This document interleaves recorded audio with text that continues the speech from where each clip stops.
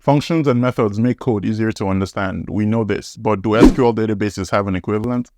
The short answer is yes. They're called stored procedures, and here's how to use them. Let's say I have an e-commerce site where users can purchase items. After a user purchases an item, I have to update a few tables in the SQL database. For example, the user purchase history, the inventory table, the purchase order table, and much more. The way most people would update these tables is to write the SQL statement in the code, and whenever someone makes a purchase, the statements are run from the code and the database gets updated.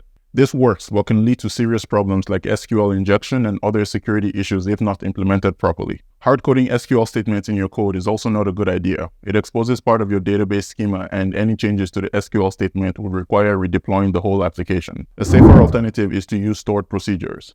In the stored procedure, you define a list of SQL statements to be executed, similar to how you would write a function when coding. The stored procedure is stored in the database, so there's an extra layer of security on who can modify the query or see parts of the database schema. Stored procedures also act like functions in that they can receive inputs and return outputs. To call it, all you need is the name of the stored procedure and the parameter you want to pass to it. The stored procedure can also be modified easily and does not require the application to be redeployed. Databases can also optimize the execution plan for stored procedures, leading to better query performance.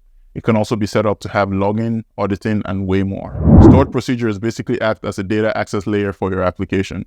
They add an extra layer of complexity. However, if implemented correctly, they provide security, structure, and organization. Follow more codes for more programming content like this.